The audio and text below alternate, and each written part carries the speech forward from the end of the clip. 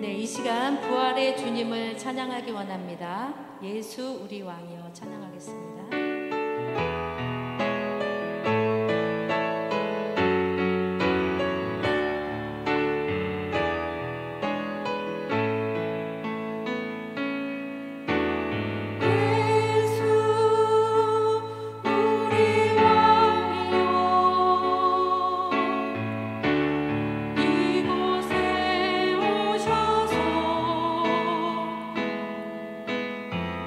우리가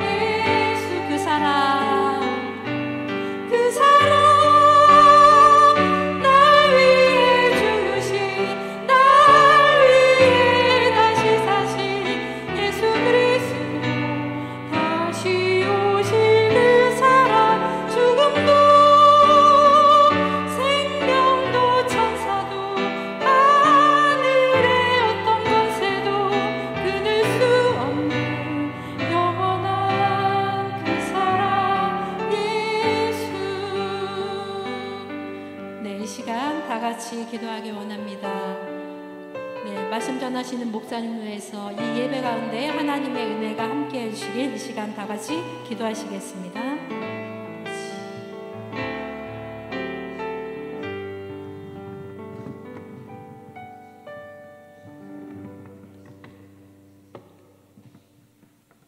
할렐루야. 오늘 이 자리에 오신 여러분들을 진심으로 환영하고 축복합니다. 오늘 부활주일인데요. 주보 광고 먼저 보겠습니다. 주보를 참조해 주시길 바라고요. 오늘은 부활주일입니다. 예배 중에 성찬 예식을 거행할 예정이니 기도하는 마음으로 성찬에 참여해 주시기를 바랍니다.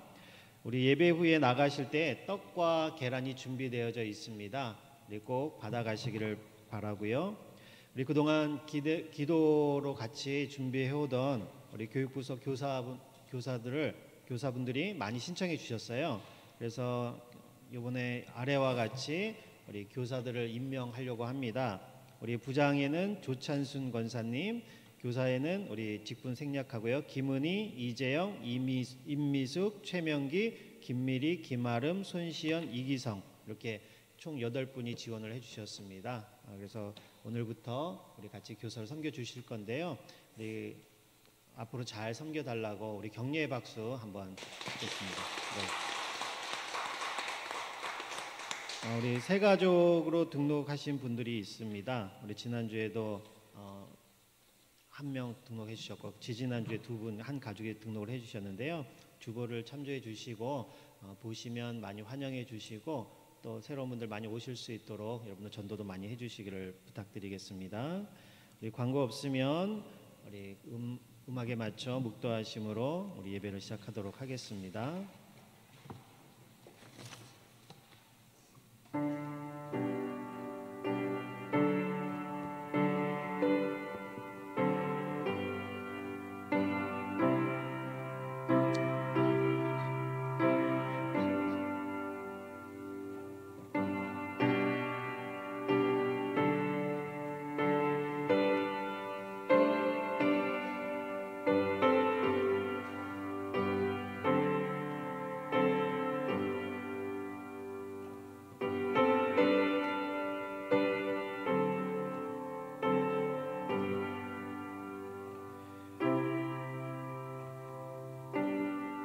이스라엘아 들으라. 우리 하나님 여호와는 오직 유일한 여호와시니 너는 마음을 다하고 뜻을 다하고 힘을 다하여 내 하나님 여호와를 사랑하라. 하나님은 영이시니 예배하는 자가 영과 진리로 예배할지니라. 아멘. 우리 다 같이 사도신경 하심으로 우리의 신앙을 고백하도록 하겠습니다. 나는 전능하신 아버지 하나님 천지의 창조주를 믿습니다. 나는 그의 유일하신 아들 우리 주 예수 그리스도를 믿습니다. 그는 성령으로 잉태되어 동정녀 마리아에게서 나시고 본디오 빌라도에게 고난을 받아 십자가에 못 박혀 죽으시고 장사된 지 사흘 만에 죽은 자 가운데서 다시 살아나셨으며 하늘에 오르시어 전능하신 아버지 하나님 우편에 앉아 계시다가 거기로부터 살아있는 자와 죽은 자를 심판하러 오십니다. 나는 성령을 믿으며 거룩한 공교회와 성도의 교제와 죄를 용서받는 것과 몸의 부활과 영생을 믿습니다. 아멘.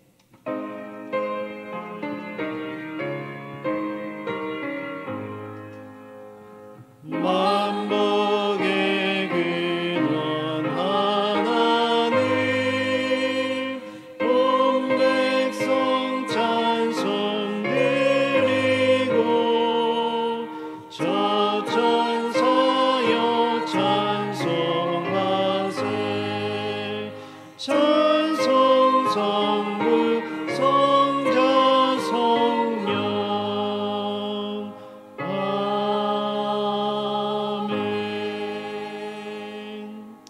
우리 이 시간 한 주간 삶을 돌아보면서 하나님 앞에 우리의 저질렀던 죄악과 또 하나님 말씀대로 살지 못하였던 우리의 모습을 돌아보고 회개하는 시간을 갖도록 하겠습니다. 우리 이 시간 같이 우리의 마음을 정결케 해달라고 또 하나님 앞에 온전하게 예배드릴 수 있게 해달라고 같이 기도한 후에 우리 안철규 집사님 기도해 주시겠습니다. 하나님 아버지 감사합니다. 우리의 연약함들, 우리의 부족함들 아시는 주님, 오늘도 하나님 앞에 나왔습니다. 하나님 우리의 마음을 받아주시고 우리가 더욱더 주님께 나아갈 수 있도록 한 주간 주님 앞에 범죄하였던 모든 죄악들 이 시간 용서하여 주시고 예수 그리스도의 그 십자가의 보혈을 의지하고 나아가오니 주님 깨끗게 용서하여 주시고 사하여 주시옵소서. 우리의 죄악을 아시는 주님, 오늘 드려지는 이 예배 가운데 정결한 모습으로 온전한 모습으로 주님을 높이고 찬양할 수 있도록 우리를 정결하게 하여 주시옵소서. 주님, 우리의 마음이 예배에 집중될 수 있도록 도와주시옵소서. 아멘. 도와주시옵소서.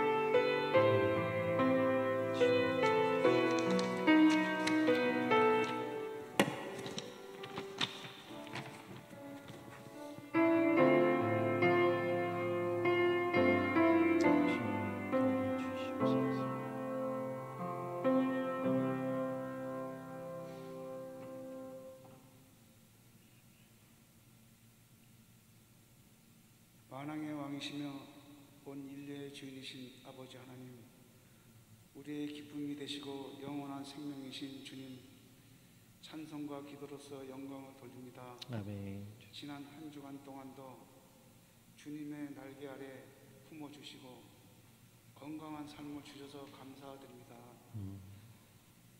부활이여 생명이 되신 우리 주님을 찬양합니다. 주님. 어둠과 사망 권세 이기시고 왕의 왕이 되신 영광의 주님을 찬양하고 경배를 드립니다.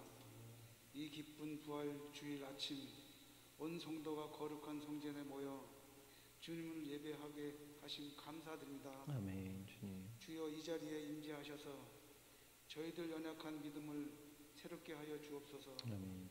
주님을 믿는다 하면서도 믿음으로 살지 못하고 이 세상에 보이는 것만을 추구하며 살았던 죄를 회개하오니 용서하여 주옵소서. 아멘. 그리고 장로님, 권사님, 집사님, 모든 성도님들 강건하게 하여 하시고 오늘 강단에 서신 담임 목사님을 통하여 주님의 말씀 기름 부으시고 크신 은혜 허락하여 주옵소서. 아멘. 마치는 시간까지 성령으로 운행하여 주시고 영광 홀로 받아 주옵소서. 예수 그리스도 이름으로 기도드렸습니다. 아멘.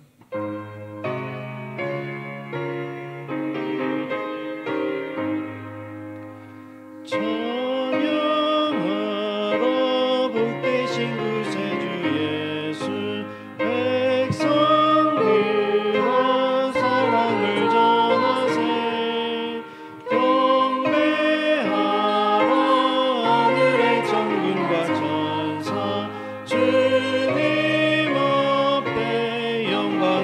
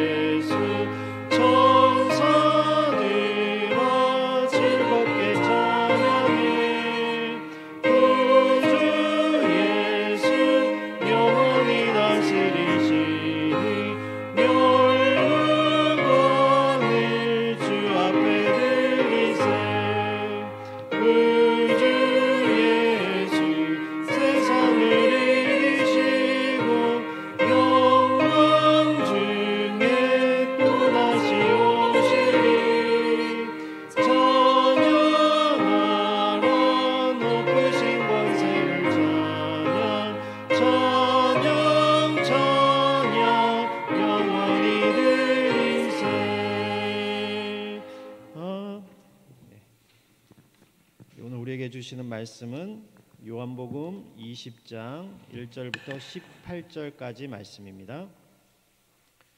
요한복음 20장 1절부터 18절까지.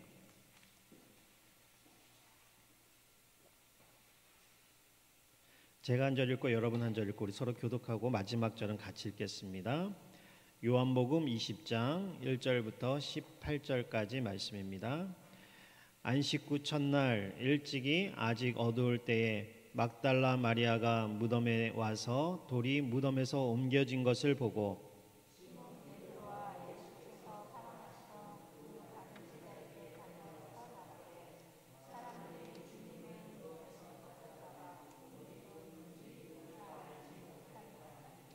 베드로와 그 다른 제자가 나가서 무덤으로 갈새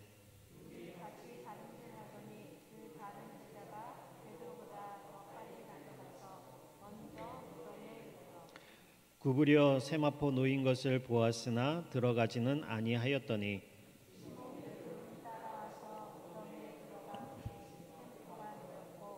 또 머리를 쌌던 수건은 세마포와 함께 놓이지 않고 딴 곳에 쌌던 대로 놓여 있더라.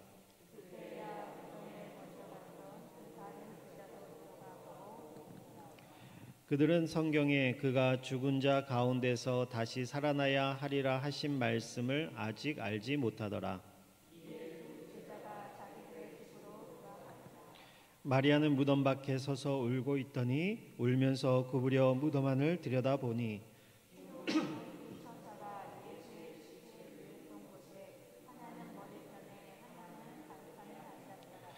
천사들이 이르되 여자여 어찌하여 우느냐 이르되 사람들이 내 주님을 옮겨다가 어디 두었는지 내가 알지 못함이니이다.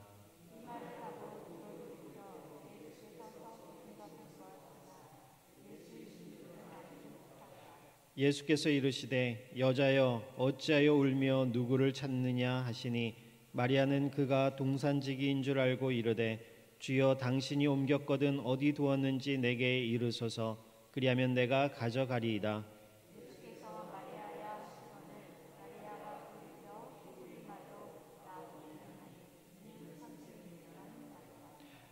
예수께서 이르시되 나를 붙들지 말라 내가 아직 아버지께로 올라가지 아니하였노라.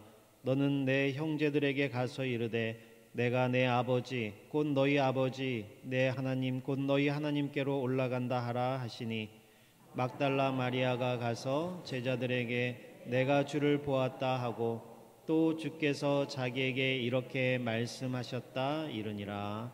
아멘. 우리 찬송가 160장 찬송하겠습니다.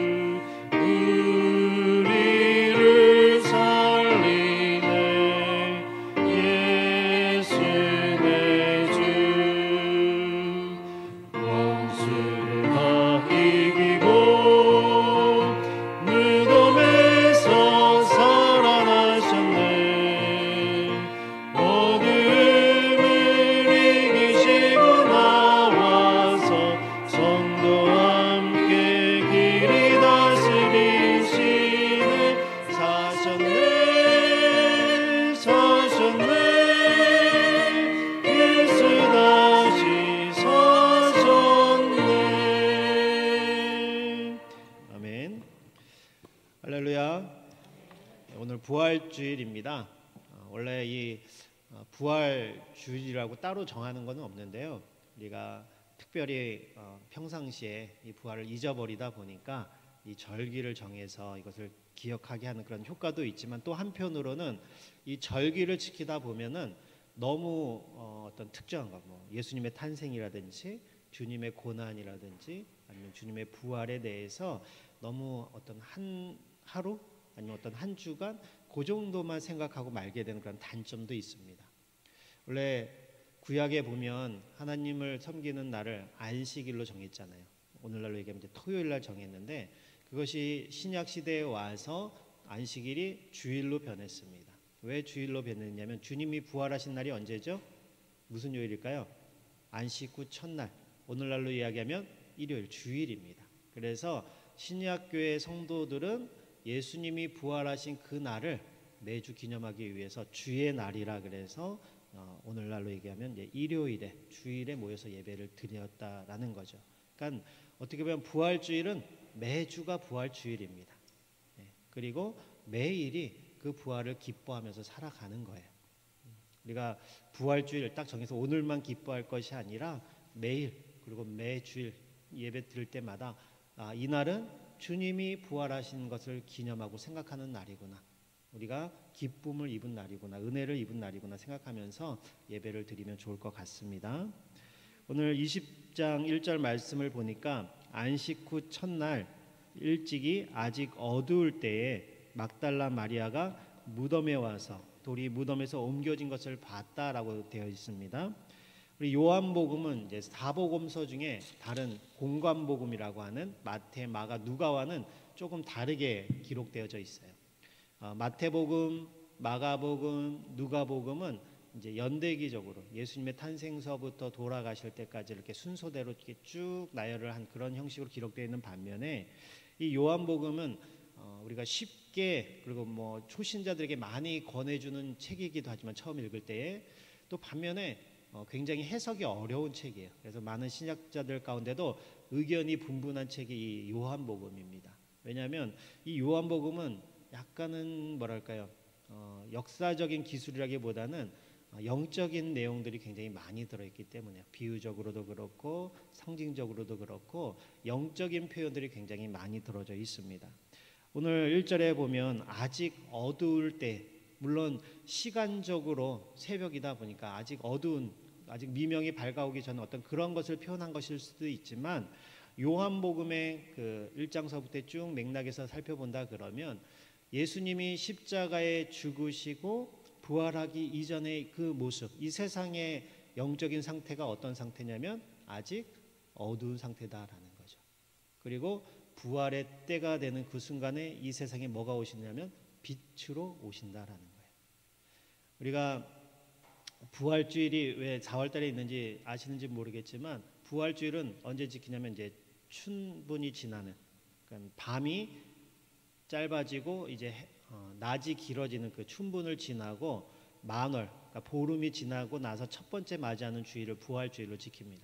그래서 대부분 윤달이 끼지 않으면 요 4월달에 이 부활주일이 첫째 주든지 둘째 주든지 셋째 주 이렇게 걸치게 되어 있어요. 음력하고 양력은 다르니까.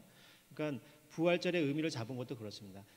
어둠이 길어지는 시간이 끝나고 이제 춘분이 지나면 이제 뭐가 밝아지냐면 해가 길어지는 빛의 시대가 온다 그러죠. 이제 빛의 시기가 오기 때문에 예수님의 부활을 상징적으로 빛으로 오신 예수님이기 때문에 그렇게 부활절을 지키는 거고, 여기 요한복음에 요한이 이렇게 아직 어두울 때, 예수님의 부활을 기술하기 전에 아직 어두울 때라고 분명히 뭐 시기적으로 시간적으로도 어두울 때이지만 의도적으로 이것을 넣은 이유가 영적으로 세상적으로 아직 어두운 이 세상에 이제 예수님의 부활을 통해서 빛으로 오신 그 예수님의 그 역할이, 능력이 나타나는 것을 이제 상징적으로 그려본다라고 우리가 생각해 볼 수가 있습니다. 그렇게 마리아가 새벽에 와서 예수님의 문 앞에 딱 보니까 돌이 옮겨져 있는 거예요. 이 당시 유대인들의 그 매장 문화는 이제 굴을 파서 그 안에다가 시체를 안치하고 입구를 돌로 막습니다. 근데 예수님이 이제 그 처형을 당할 때에 당시 유대 종교 지도자들이 어떠한 걱정을 했냐면, 예수님이 평상시에 내가 다시 살아날 것이다라는 말씀을 많이 하셨으니까 혹시라도 제자들이 그것을 훔쳐가서 예수님이 부활했다라고 말할지 모르니까 여기 입구를 아주 큰 돌로, 사람 혼자서는 옮길 수 없는 그런 큰 돌로 막고 경비들을 세워놨다라는 거예요. 근데 마리아가 딱 와서 보니까 이미 그 돌이 옮겨져 있었고 그 무덤이 비어 있는 것을 이제 달려가서 베드로와 사랑하던 제자 이제 요한을 얘기하지 않습니까? 베드로와 요한에게 얘기를 해서 돌이 옮겨져 있는데 같이 가보자. 그래서 이 두 제자가 막 달려갑니다. 먼저 도착한 제자는 누구냐면 이제 3절에 보니까 3절 4절 보니까 다른 제자 요한이죠. 요한이 베드로보다 더 빨리 가서 무덤에 이르렀어요. 그래서 무덤 안을 들어가지는 않고 입구에서 고개를 숙여서 안을 들여다 보니까 세마포가 놓인 것을 보았어요. 근데 막상 안으로 선뜻 들어가지는 못했는데 뒤따라왔던 베드로는 앞뒤 안 가리고 무조건 무덤으로 딱 들어가서 보니까 거기에 세마포가 놓여 있고 머리를 쌌던 수건은 세마포와 함께 놓이지 않고 다른 곳에 개어져 있더라라고 성경에 표현되어 있습니다. 근데 이 성경 표현이 조금 번역이 우리가 잘못 이해할 수 있게끔 좀 번역이 되어 있는데요. 이 이야기는 뭐냐면 우리도 이제 장례를 치르면 이렇게 수의를 입히지 않습니까? 수의를 입힌 다음에 꽁꽁 묶잖아요. 이 유대인들도 마찬가지입니다. 이제 장례가 치러지면 세마포라는 것으로 몸을 감아요. 목부터 목 아래까지 세마포로 감고 목 위로는 머리는 수건으로 감쌉니다. 수건으로 감싸서 그렇게 안치를 하는데 지금 와서 보니까 세마포와 함께 놓이지 않고 머리를 쌌던 수건은 딴 데 쌓여 있다라고 되어 있잖아요. 근데 원어의 의미를 보면은 이제 세마포로 쌓인 그러니까 몸 부분인 그 부분과 머리를 쌌던 수건이 분리되어 있다라는 표현이에요.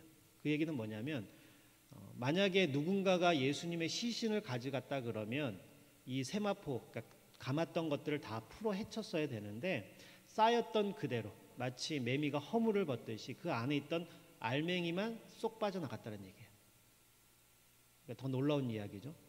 예수님의 몸이 이 세마포를 어떻게 통과했는지 모르겠지만 그 세마포는 묶여있는 상태로 그대로 몸 알맹이가 없어지니까 어떻게 됩니까? 그냥 그대로 쌓여있는 채로 주저앉아 있을 것이고 시체가 그 안에 있었을 때는 머리와 몸을 따로 쌌지만 이게 목이 붙어 있으니까 이게 같이 하나로 보였는데 안에 있는 시신이 없어지니까 몸이 없어지니까 어떻게 됩니까? 몸을 쌌던 세마포와 머리를 쌌던 수건이 따로 분리가 됐다라는 거예요. 그래서 따로따로 이렇게 놓여져 있었다라는 거예요. 그러니까 오늘 이 말씀만 보더라도 예수님께서 부활하셨을 때 이게 만약에 누가 시체를 그러니까 뭐 당시에 이제 소문이 돌았다라고 얘기 성경에도 기록되어 있잖아요. 뭐 제자들이 가져갔다, 훔쳐갔다 이렇게 소문을 의도적으로 제사장들이 냅니다. 없어졌다는 얘기를 듣고 정말로 훔쳐갔다 그러면 이 세마포가 풀어져 있고 그렇게 풀지 않은 상태로 시체를 빼갈 수가 없으니까 풀어져 있어야 되는 거고 이 당시에 세마포라는 것은 굉장히 비싼 옷감 가운데 하나거든요. 그러니까 만약에 예수님의 시신을 훔쳐갔다 그러면 그 비싼 세마포를 두고 갈 리가 없다라는 거죠. 근데 놀랍게도 어떻게 통과된지 모르겠지만 껍질 그대로 싼 그대로 세마포와 머리를 쌌던 수건이 그대로 놓여져 있었다라는 것을 오늘 성경이 표현하면서 예수님의 부활을 확실하게 이야기를 하고 있습니다. 단순히 빈 무덤이 비어 있다라는 것만으로 생각한다 그러면 누가 훔쳐갈 수도 있고 예수님의 시신을 들고 갈 수도 있다고 생각을 할 수 있지만 놀랍게도 그 세마포와 머리를 쌌던 수건은 그대로 있었다라는 것. 그래서 누가 훔쳐간 것이 아니라 예수님께서 놀라운 방법으로 부활하셨다라는 것을 오늘 성경이 이야기를 하고 있습니다. 8절에 보니까 그때야 무덤에 먼저 갔던 그 다른 제자 요한이죠. 요한도 들어가서 보니까 그 세마포가 놓여져 있는 것을 보고 믿었다라고 되어 있어요. 이 믿었다라는 것은 예수님의 부활을 믿은 게 아닙니다. 뭘 믿은 거냐면 이 마리아가 와서 무덤이 비어 있다라고 말한 것을 그제서야 들어와서 보니까 세마포가 놓인 것을 보고 믿었다라는 거예요. 아직까지 이들은 예수님의 부활을 믿지 못하고 있었습니다. 왜냐하면 9절에 보니까 9절 말씀을 한번 같이 읽어볼까요? 9절 말씀 같이 한번 읽어보겠습니다. 시작.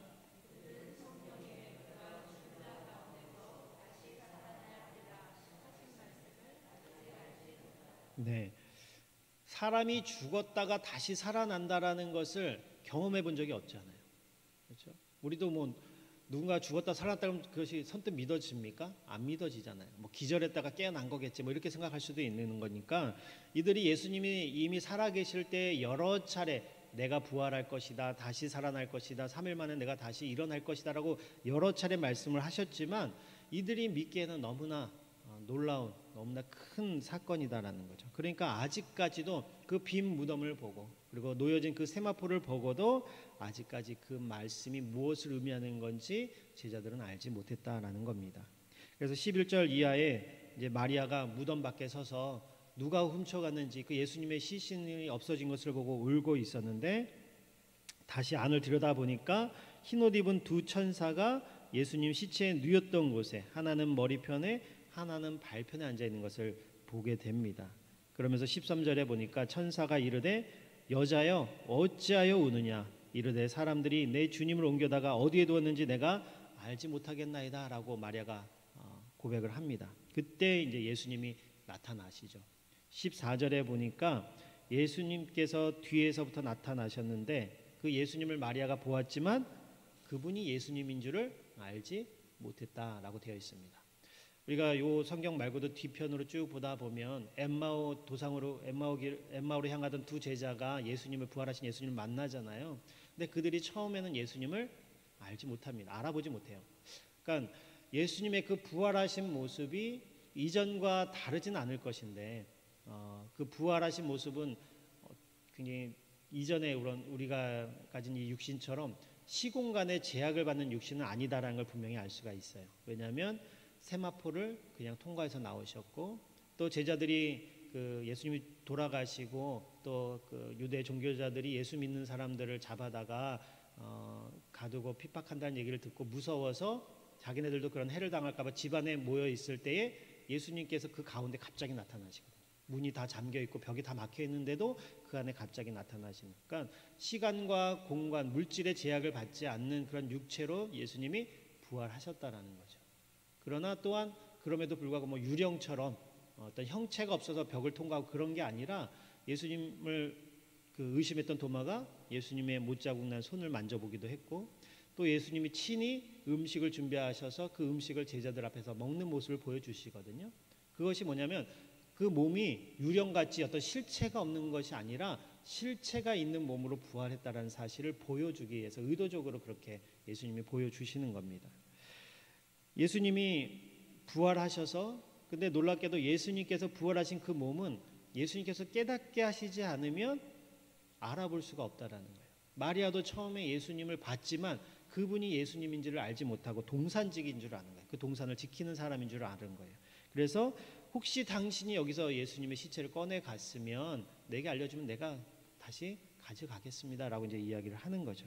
그때 예수님께서 마리아야라고 이제 말씀을 하십니다. 그때서야 이 마리아가 예수님을 알아보죠. 그리고 나서 유명한 17절 말씀을 하시는데요. 이게 어떻게 보면 예수님의 부활이 우리에게 주는 굉장히 큰 소망을 주고 은혜로운 말이 여기 들어져 있습니다. 이 17절 말씀 같이 다시 한번 읽어볼까요? 한번 읽어보겠습니다. 시작. 나를 붙들지 말라. 내가 아직 아버지께로 올라가지 아니하였노라. 너는 내 형제들에게 가서 이르되 내가 내 아버지 곧 너희 아버지 내 하나님 곧 너희 하나님께로 올라간다 하라 하시니. 아멘. 지금 예수님께서 그 제자들을 향해서 호칭이 바뀝니다. 거기 보니까 너는 누구에게 가서 이르라고 얘기를 합니까? 내 형제들. 예수님이 제자들을 뭐라고 불러요? 형제라고 부릅니다. 그러면서 또 뭐라고 얘기를 하시냐면 내 아버지 곧 너희의 아버지. 예수 그리스도께서 아버지라고 부르는 그 하나님이 이제는 제자들에게도 뭐로 불릴 수 있어요? 아버지라고 부를 수 있는 존재가 됐다라는 얘기예요. 그 얘기는 뭐냐면 우리가 예수님과 형제가 됐다라는 얘기예요. 하나님의 자녀가 됐다라는 놀라운 이야기가 여기 들어있는 겁니다. 단순히 하나님 멀리 있는 신으로서 어쩌면 종으로서 그런 관계가 아니라 이제는 아버지와 자녀와의 관계가 되었다라는 거죠. 예수님의 그 십자가의 죽으심이 우리의 죄를 사해 주는 것이라면 예수님의 부활이라는 것은 우리의 신분이 변하는 것을 의미한다라는 거예요. 만약에 우리의 죄만 없어진다 그러면 그 이후에 우리의 삶은 어떻게 보면 비참할 수가 있어요. 왜냐하면 마치 이것과 비슷합니다. 교도소에 우리가 죄로 인해서 교도소에 갇혀 있다가 우리 죄가 사함을 받아서 나오게 돼요. 그럼 우리의 신분은 뭐죠? 내가 만약에 살인을 하고 들어갔으면 죄는 사함을 받고 감옥에서 나왔지만 나는 어떤 낙인을 갖고 세상에 살아가야 됩니까? 살인자라는 낙인을 갖고 살아요. 죄는 이미 죄값을 다 치렀기 때문에 죄는 없어졌지만 사회에서 세상에서 우리의 신분은 뭡니까? 여전히 범죄자, 전과자의 신분으로 살아가는 거예요. 그렇죠? 우리가 만약에 예수 그리스도의 십자가의 죽으심만 알고 죽으심만 있다 그러면 우리는 죄는 용서받았지만 그 이후의 삶은 막막한 삶을 살아야 된다는 거죠. 우리 전과자들이 세상에 사회에 나와서 살기 힘든 게 뭡니까? 전과자를 받아주는 데가 없어요.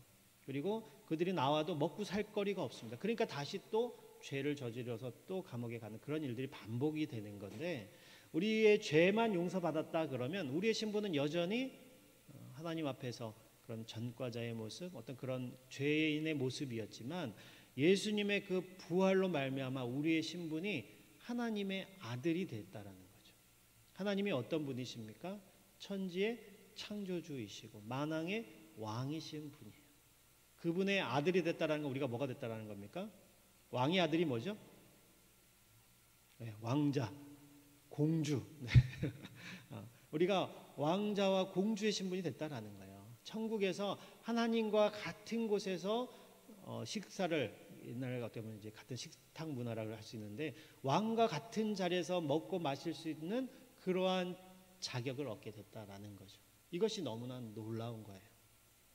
이 십자가의 부활이라는 것은 우리를 통해서 예수님의 그 죽으심과 부활을 통해서 우리가 하나님의 아들과 딸이 되는 그 길이 우리에게 열려져 있는 것이고, 그 예수님을 믿을 때에 우리가 하나님의 자녀가 되는, 왕의 자녀가 되는 그러한 신분을 얻게 됐다라는 것입니다.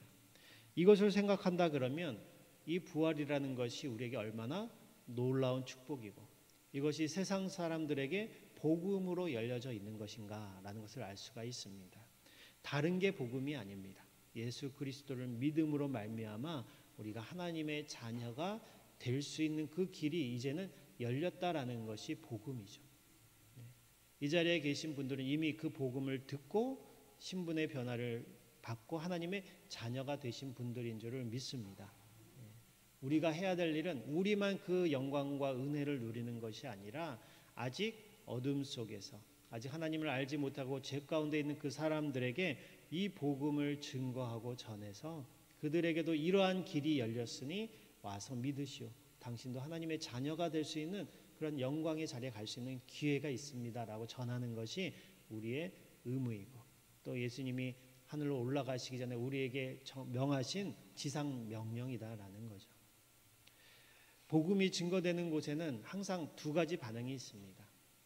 예수님을 믿고 구주로 영접하는 사람들이 있고, 반대로 그것을 부인하고 영접하지 않는 사람들이 있어요. 그것은 어느 곳에 어떠한 부류의 사람에게 가든지 반드시 이 두 가지 반응은 일어나고 있습니다.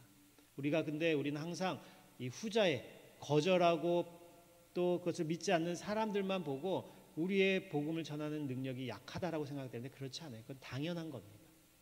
그런 사람도 있는 반면에 이 사람이 정말 믿을까라고 생각했던 그 사람에게 복음이 전하되었을 때에 우리의 기대와 우리의 생각과는 달리 너무나 쉽게 예수님을 믿고 그것을 복음을 받아들이는 사람들이 있다라는 거예요.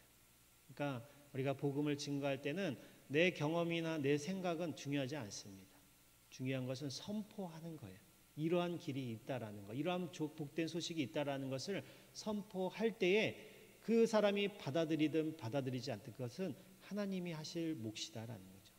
그리고 때가 있습니다. 어떤 사람에게는 정말 한 번에 복음을 받아들이고 믿는 사람이 있는가 하면, 어떤 사람은 수십 번, 수백 번을 전해도 거부하다가 어느 순간에 예수님을 받아들이는 사람들이 있다라는 거죠.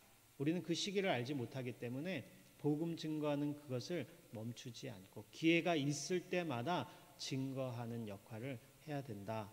그 사실을 잘 기억하셔서 이 기쁜 복음의 소식을 나만 누릴 것이 아니라 다른 모든 이들에게도 전할 수 있는 저와 여러분들이 되시기를 바라고, 그 복음의 소식이 열린 것을 기념하는 날이 부활주일이고, 또한 이것은 매 주일 우리가 누려야 될 복된 소식이고 감사해야 될 은혜의 소식이다라는 것을 기억하셔서 주일마다 교회에 올 때에 우리를 구원해 주시고 우리의 신분을 하나님의 자녀라고 바꿔주신 그 예수 그리스도의 그 죽으심과 부활을 생각하면서 하나님을 찬양하고 경배할 수 있는 저와 여러분들이 되시기를 진심으로 축원합니다.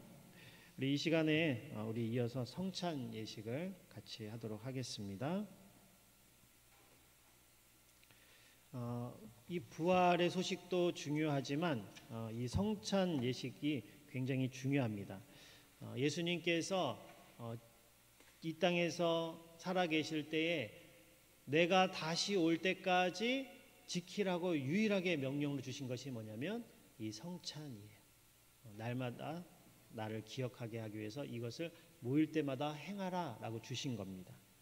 이 성찬은 그리스도 안에서 하나님의 구원의 역사를 기념하는 것이고요, 이곳에 그리스도께서 영적으로 임재하시는 것이고 주님과 교통할 수 있는 거룩한 예식이에요.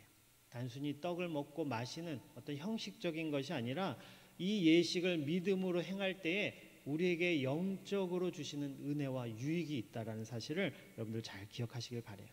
그래서 이 예식에 참여하는 자에게 하나님께서 힘을 주시고 죄를 대적하게 하시고 믿음을 더하게 하시고 성령의 충만함을 받게 하는 예식이 이 성찬 예식이다라는 것을 기억해 주시고, 또한 모든 고난에서 우리를 견고하게 하시고 강하게 하시고 마음을 평안하게 해 주시는 그런 예식이니까 이 예식을 행할 때마다 우리가 그의 죽으심을 생각하고 그의 죽으심을 그가 다시 오실 때까지 전하리라는 마음으로 이 예식에 참여해 주시기를 바랍니다.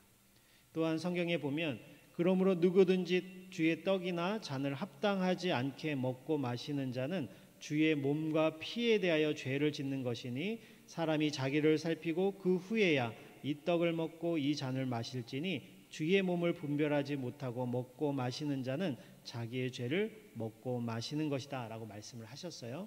그러니까는 이 세례는 뭐 다 아시겠지만 입교하신 교인과 세례를 받으신 교인만 참여하실 수가 있습니다. 그리고 떡을 받으신 후에 또 잔을 받으신 후에 먼저 드시지 마시고요, 우리 모든 성도가 떡을 먼저 다 받은 걸 확인한 다음에 먼저 떡을 먹고 그 다음에 잔을 나누고 다 받은 걸 확인한 다음에 다 같이 잔을 드는 형식으로 우리 그렇게 진행을 하도록 하겠습니다. 우리 찬송가 232장 1절 3절 같이 찬양하고요, 우리 분병 준비해 주시기를 바랍니다.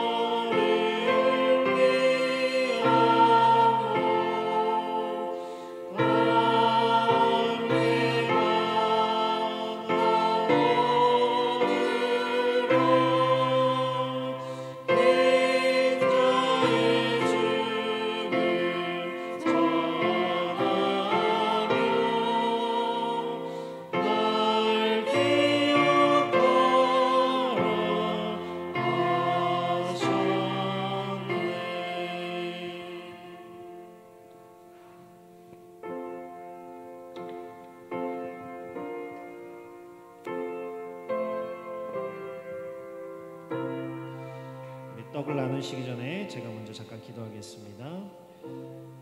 받아 먹으라. 이것이 너희를 위하여 주는 내 몸이라.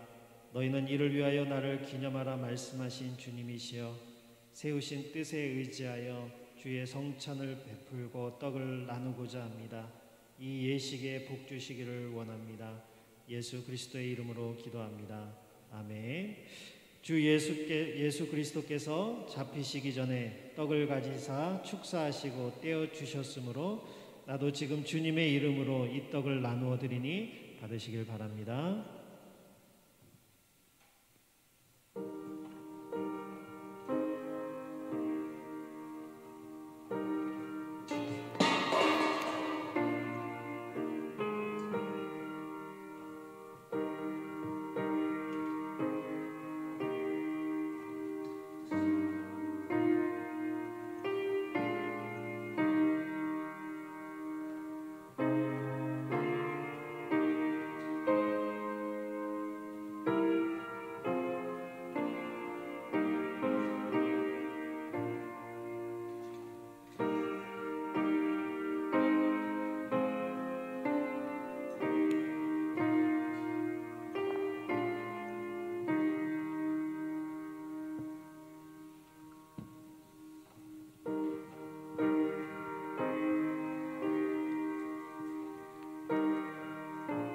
먼저 드시지 마시고요. 우리 다 나누고 다 받을 때까지 기도하면서 내 몸이 우리의 마음이 이 예식에 합당한 마음이 되도록 하나님께 은혜를 구하도록 하겠습니다.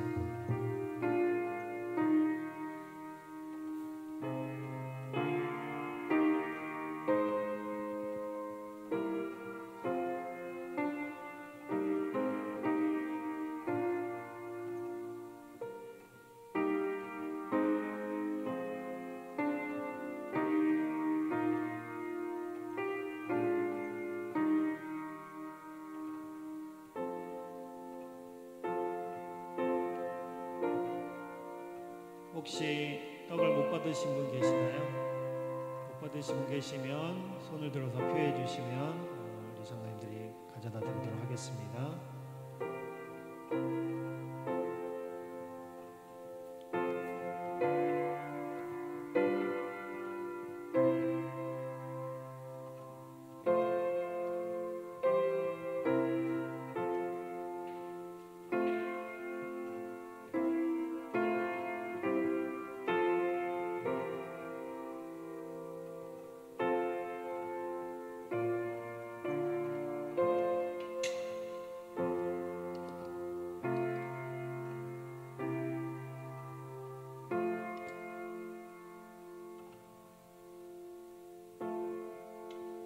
우리 떡을 들어주시고요.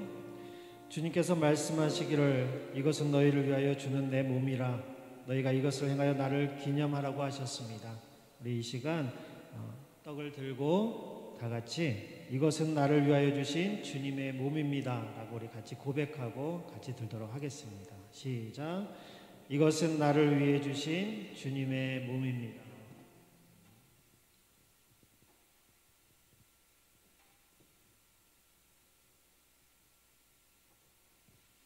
우리 찬송가 232장 4절부터 6절까지 찬양하고 분장하도록 하겠습니다.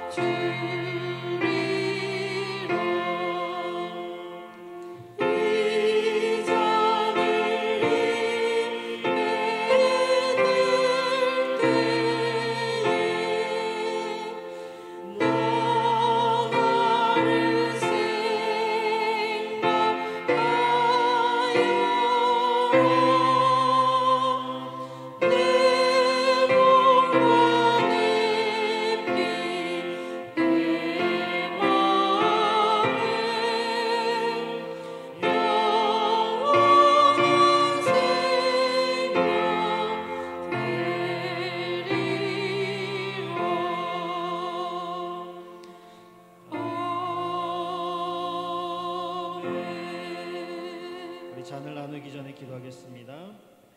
식후에 잔을 가지사 살해하시고 나누어 주신 주님이시여, 내 살을 먹고 내 피를 마시는 자는 영생을 가졌고 마지막 날에 내가 그를 다시 살리신다 하셨사오니 이 잔을 받는 우리에게 복 주시기를 원합니다.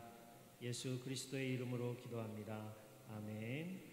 우리 주님께서 또 잔을 가지사 감사 기도하시고 제자들에게 주셨으므로 나도 주님의 이름으로 이 잔을 나누어 드리니 받으시길 바랍니다.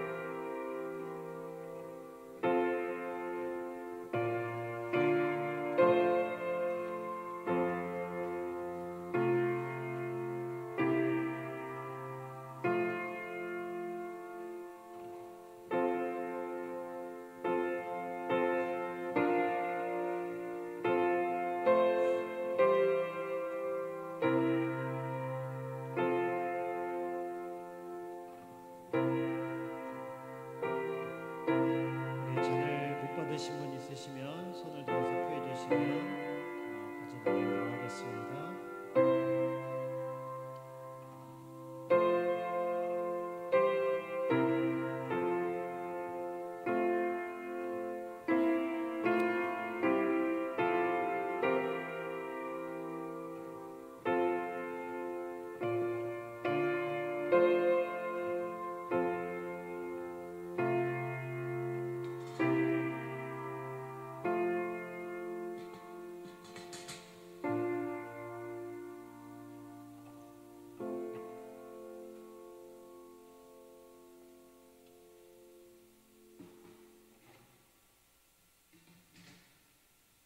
우리 주님께서 또한 잔을 가지사 축사하신 후에 제자들에게 주시며 말씀하시기를 너희가 다 이것을 마시라. 이것은 죄사함을 얻게 하려고 많은 사람을 위하여 흘리는 바 나의 피 곧 언약의 피니라 하셨습니다. 우리 이 잔을 같이 드시고 이 잔은 나의 죄를 사하시려고 흘리신 주님의 피입니다 고백한 후에 우리 다 같이 잔을 마시도록 하겠습니다. 시작. 이 잔은 나의 죄를 사하시려고 흘리신 주님의 피입니다.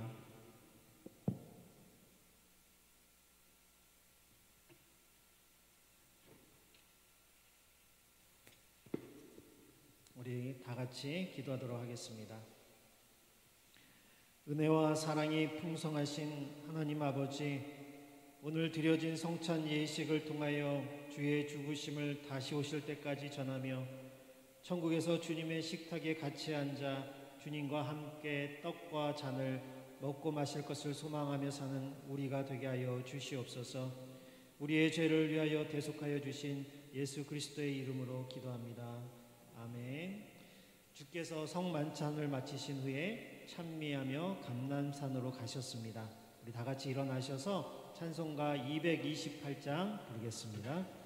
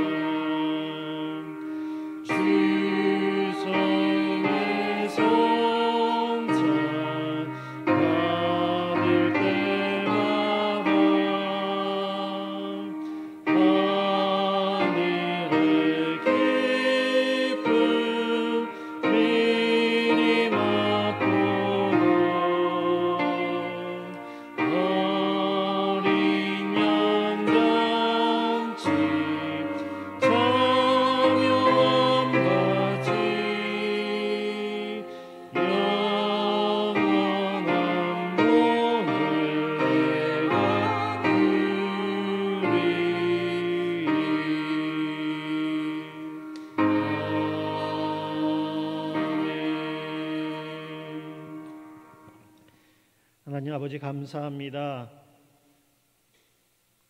오늘 부활주의를 맞고 또 거룩한 성찬 예식을 행함으로 주의 죽으심과 부활을 기념하였습니다. 주님의 그 죽으심과 부활을 통하여 우리가 하나님을 나의 아버지라고 부를 수 있게 되었고, 우리가 하나님의 자녀로서 천국에서 주님의 식탁에서 함께 먹고 마시게 됨을 아버지 생각하며 소망하며 이 예식을 치렀습니다.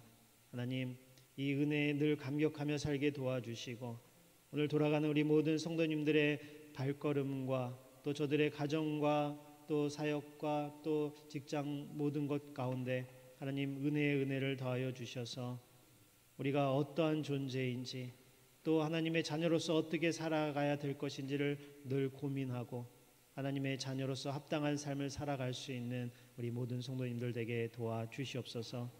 이 예식에 참여함으로 하나님께서 우리와 함께 하시고 예수 그리스도께서 우리에게 힘을 주시고 은혜를 주시고 능력을 주셔서 이 세상에서 능력 있게 살아갈 수 있는 힘을 주신 줄을 믿습니다.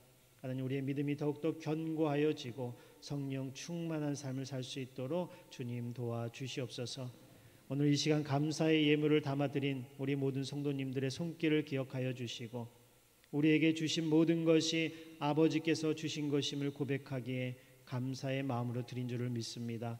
저들의 모든 손길을 축복하여 주셔서 필요한 것에 부족함이 없게 도와주시고 궁핍하지 않게 도와주시고 하나님, 남에게 베풀 수 있는 넉넉한 삶을 살아갈 수 있도록 은혜의 은혜를 더하여 주시옵소서. 하나님께서 저들의 가정 모든 것 지켜주시고 함께하여 주실 줄을 믿습니다. 지금은 우리 주 예수 그리스도의 은혜와 그 크신 하나님의 사랑과 성령님의 교통하심이 이 성찬 예식에 참여하고 부활의 은혜에 감격하며 돌아가는 모든 성도들 머리 위에 또한 한 주간 살아갈 때 힘을 주시고 그에 합당한 삶을 살아갈 수 있도록 은혜 주실 줄을 믿사옵고 저들의 모든 삶이 하나님 앞에 드려질 수 있도록 성령님께서 함께 하실 줄을 믿사옵고 저들과 함께 있을 줄을 믿습니다. 하나님 도와주시옵소서. 하나님, 저들에게 축복하여 주실 줄을 믿사옵고 지금으로부터 영원토록 함께 있을지어다. 아멘.